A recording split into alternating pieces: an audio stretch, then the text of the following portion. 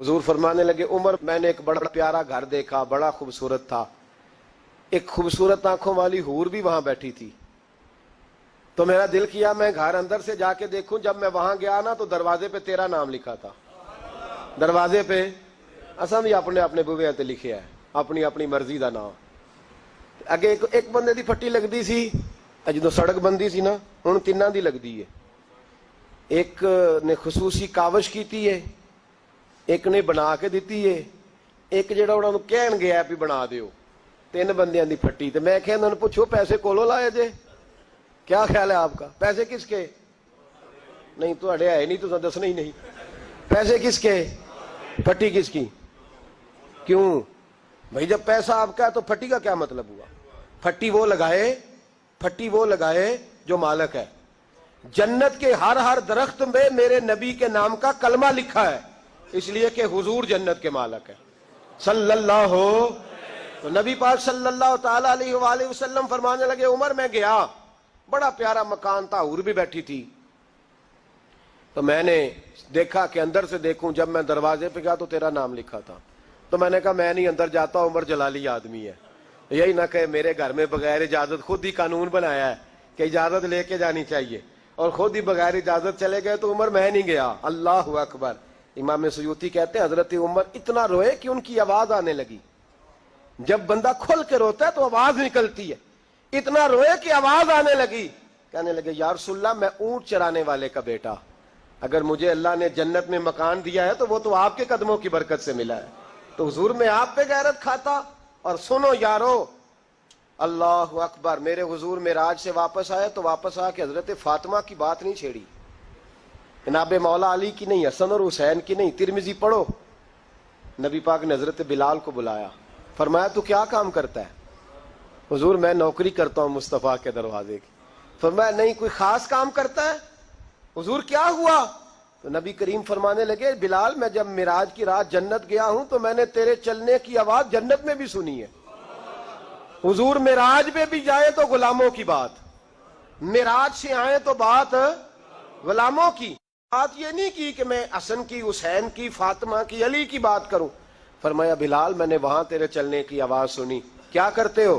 عرض کی حضور میں نے کیا کرنا ہے؟ ایک دن آپ نے فرمایا تھا جب وضو کرو تو 2 رکعتیں پڑھ لیا کرو، حضور میں نے کبھی نہیں چھوڑی، ہر وضو کے ساتھ تحیۃ الوضو پڑھتا ہوں۔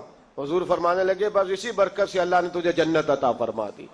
میرے محبوب تشریف لائے، بڑی باتیں حضور نے صحابہ کو سنائی، بڑی باتیں۔ علامہ اسماعیل حقی فرمایا کرتے تھے اللہ نے اپنے نبی سے 90,000 باتیں کی۔ کتنی؟ فاوحا الی عبدہ ما اوحا، اللہ فرماتے ہیں میں نے اپنے بندہ خاص سے باتیں کی، پھر خود ہی فرمایا ما اوحا، تمہیں کیوں بتائیں جو مرضی کی، اس کا ترجمہ ہے ما اوحا، جو وحی کی، جو مرضی کی۔ تو علامہ اسماعیل حقی فرمایا کرتے تھے اگر روایات کو جمع کریں اقوال کو تو کہتے تھے ہم تجزیہ کرتے ہیں صحیح نہیں بتا سکتے۔ اللہ نے اپنے رسول سے 90,000 باتیں کی، اور پھر اپنے محبوب سے کہا کہ محبوب 30,000 باتیں ساری امت کو بتا۔ وہ حضور نے بتائیں، وہ بتائیں کہ یہ کام کرو گے تو جنت ملے گی، یہ کام کرو گے تو دوزخ میں جلو گے۔ فرمایا 30,000 محبوب سب کو بتا، اور فرمایا 30,000 خاص کو بتانا، خاص کو۔ اس لیے حضرت ابو ہریرہ فرمایا کرتے تھے حضور نے مجھے علم کی 2 تھیلیاں دی ہیں، ایک میں نے کھول لیا، دوسری میں کھول نہیں سکتا، مجھ پہ پابندی ہے، تو فرمایا خاص کو بتانا۔ اور 30,000 باتیں ایسی ہیں جو کہا محبوب کسی کو نہیں بتانی، وہ تیرا میرا راز ہے، وہ تیرا میرا۔ بزرگ بڑے نیک تھے، ہمارا بڑا فائدہ کرتے تھے۔ علامہ اسماعیل حقی فرمایا کرتے تھے وہ جو اللہ رسول کا راز ہے نا، وہ بھی سمجھ لو ہمارا کوئی فائدہ ہی ہے، اس میں بھی جو کرم ہے وہ ہمارے لیے ہی ہے، اس میں جو خیر ہے اس میں امت کو ہی حصہ ملے گا۔ میرے محبوب پاک صلی اللہ تعالی علیہ وآلہ وسلم نے ان باتوں میں سے کچھ باتیں بتائیں۔ جب انسان پر محویت طاری ہوتی ہے نا، محویت، تو بہت ساری چیزیں وہ بھول جاتا ہے، بہت ساری چیزیں۔ کچھ اوقات ایسے ہوتے ہیں جن میں لوگ کو احساس ہونے لگتا ہے کہ میں کوئی بلا ہوں، پھر اس کو بچپن کے دوست بھی بھول جاتے ہیں، رشتہ دار بھی، اور کچھ کیفیت ہوتی ہے، ایک وقت ہوتا ہے عروج کا، ایک وقت ہوتا ہے عروج کا، جب آدمی بھولا بیٹھا ہوتا ہے، اسے کوئی شے اس وقت کیفیات ہوتی ہیں. اس وقت کوئی عہدہ ملتا ہے, ہمیں پتہ ہے کہ جب کسی جماعت کا رزلٹ آیا کرتا تھا تو اس وقت صرف رزلٹ کا پتہ ہوتا تھا, پھر کسی اور چیز کی خبر نہیں ہوتی تھی. جب انسان کو کوئی عہدہ ملتا ہے تو اس وقت کسی اور چیز کی خبر بعد میں, ہر شے تھوڑی یاد آتی ہے. میرے رسول پاک علیہ الصلوۃ والسلام وہاں پہنچے جہاں کوئی پہنچنے کا تصور بھی نہیں کر سکتا, اس عہدے پہ جہاں کسی کے دل میں سوال بھی نہیں پیدا ہوتا. حضرت موسیٰ نے تو ایک تجلی دیکھی تو بے ہوش ہو گئے, اور حضور فرمانے لگے میرے دائیں بائیں تجلیاں ہی تجلیاں تھیں, نور ہی نور تھا, آگے پیچھے دائیں بائیں. اور فرمایا رب کریم نے مجھے اپنے حریم خاص میں بلایا, اور پھر میں نے اپنے رب کی حمد کی اور میرے رب نے مجھ پہ درود بھیجا. اب محبوب فرمانے لگے بڑی باتیں ہوئیں. پھر رب کریم نے کہا او میرے محبوب کے غلاموں, یقین کرو ہم سب کا شکریہ ادا کرتے ہیں. ہم نبی پاک کا شکریہ اگر ادا کر نہیں نہ سکتے تو ہم کوشش بھی نہیں کرتے. اتنا تو ہونا کہ 200-400 بار درود شریف ہی روز پڑھ لیں. فرمایا رب کریم نے کہا محبوب کوئی بات. تو حضور فرماتے ان تجلیوں میں جہاں حضرت موسیٰ جیسے بے ہوش ہو گئے, مجھے بھولا نہیں. میں نے کہا مولا میری امت پہ رحم فرما, اے اللہ میری امت پہ. تو حضور فرماتے ہیں رب کریم نے کہا 70,000 بغیر حساب کتاب بخش دوں گا. میں نے کہا یا اللہ تھوڑے ہیں. فرمایا ہر رمضان کی رات میں 70,000 بخش دیا کروں گا. مولا تھوڑے ہیں. لیلۃ القدر آئے گی تو جتنے پیچھے بخشے ملا کے بخش دوں گا. یا اللہ تھوڑے. کوئی نہیں اتنا کسی کے لیے بحث کرتا, کوئی نہیں اتنا کسی کے لیے گفتگو کرتا. کون ہے بس ٹھیک ہے سفارش کر دی, میں نے ٹیلی فون کر دیا, مجھ سے جھکا نہیں جاتا. لوگ اتنا ہی کہتے ہیں. لیکن محبوب فرماتے ہیں میں نے عرض کی مولا زیادہ کر, تو کہتے ہیں رب کریم نے رحمت سے فرمایا کہا محبوب چل سودا کر لے, آدھی امت کا میں حساب ہی نہیں لیتا, بغیر حساب کتاب بخش دوں گا. چل آدھی کا تو حساب کرنے دینا, آدھی کا. تو محبوب فرمانے لگے مولا تو ساری کا حساب کر, میرے ساتھ ایک وعدہ کر مجھے سفارش کرنے کا حق دے, مجھے سفارش کرنے کا حق دے, میں سفارش کروں. عسیٰ یبعثک ربک مقاما محمودا. تو پھر رب کریم نے فرمایا محبوب جا میں تجھے مقام محمود عطا کروں گا, تو وہاں کھڑے ہو کے بات کرنا. اب میرے رسول فرماتے ہیں پھر وعدہ ہوا وَلَسَوْفَ يُؤْتِيكَ رَبُّكَ فَتَرْضَىٰ. محبوب رب آپ کو اتنا دے گا کہ آپ راضی ہو جائیں گے. اور مسلم میں لفظ ہیں, خوش ہونے والی بات سنا رہا ہوں, مسلم میں لفظ ہیں. ایک صحابی کہنے لگے حضور پھر آپ کب راضی ہوں گے؟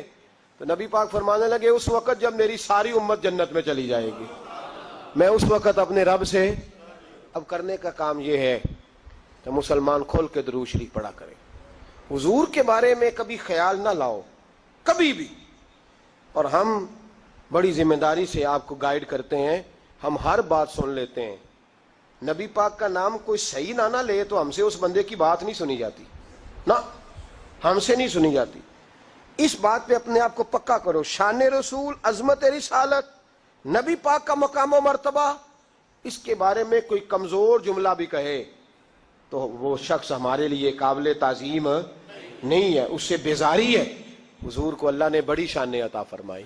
ہمیں تو روز یہ ذکر کرنا چاہیے کہ بالغ الغلاب کمال ہی کشف الدجا حسنت جمیع خصال صلو علیہ. رات آپ لوگوں نے سونا نہیں, کوشش فرمائیں, فرض نہیں ہے رات کی عبادت. اب یہاں بھی لوگ سوال کرتے ہیں, کہتے ہیں جی صحابہ کرام میں راشد کی رات بیدار رہتے تھے. تو میں نے کہا بھائی وہ سارا سال ہی رہتے تھے, وہ تو ہر رات اٹھ کے عبادت کرتے تھے. ہمارا زمانہ تھوڑا گڑبڑ آیا ہے تو ہم کہتے ہیں چلو اپنے آپ مشکل ہو جائے گا, ایک جگہ سارے اکٹھے ہو جائیں اور عبادت کر لیں. اور یہ وہی سوچ ہے جو حضرت عمر کی تھی. انہوں نے کہا اکیلے اکیلے تراویاں پڑھیں گے تو کوئی نہیں پڑھیں گے, جماعت شروع کراؤ. ورنہ نہ حضور کے زمانے میں باقاعدہ ہوئی نہ حضرت ابو بکر کے زمانے میں ہوئی. تو اگر تو وہاں شکوہ نہیں کرتا تو ہم تو نفل کام کا حکم دے رہے ہیں, تو کہہ ہی نہیں رہے کہ فرض ہے واجب ہے. ہم تو سنت بھی نہیں کہہ رہے, ہم کہہ رہے ہیں کہ رات بڑی نصیبوں والی ہے, آنا چاہیے. اور سب سے ضروری اس رات یہ ہے کہ حضور کی نعتیں سنیں. لوگ نعت کو معمولی درجہ سمجھتے ہیں, حالانکہ نعت پڑھنا صحابہ کی سنت ہے اور سننا نبی پاک کی سنت ہے صلی اللہ ہو. کچھ پروفیشنل لوگوں نے نعت کا نظام بھی خراب کیا ہے, لیکن جو اصل نعت ہے اس نعت کا بڑا وقار ہے, اس کا بڑا درجہ ہے دین کی. رات آپ یہاں تشریف لائیں, ہر سال آپ کو پتہ ہے یہاں اجتماع ہوتا ہے, انشاءاللہ محفل بھی ہوگی, نعت بھی ہوگی, کچھ بات چیت بھی کریں گے, ذکر بھی ہوگا, دعا بھی ہوگی, پھر نفلوں کا وقت بھی ہوگا. جو دوست رہ جائیں گے سحری تک ان کے لیے کھانے کا بندوبست بھی ہوگا، وہ سحری تناول فرما کے جائیں، اور جو کہیں زیادہ دور سے ہیں جن کے لیے مشکل ہے پہنچنا وہ اپنے اپنے علاقے کی مسجد میں جائیں۔ میں دیکھ رہا ہوں یہاں دور دراز کے لوگ آ کے بیٹھتے ہیں، پنڈی کے ہمارے دوست آئے ہوئے ہیں، شیخ پورہ کے آئے ہوئے، جس آدمی کے لیے مشکل ہے وہ اپنے علاقے میں جہاں اس کو موقع ملے وہ وہاں عبادت کرے، لیکن خالی نہ رہے۔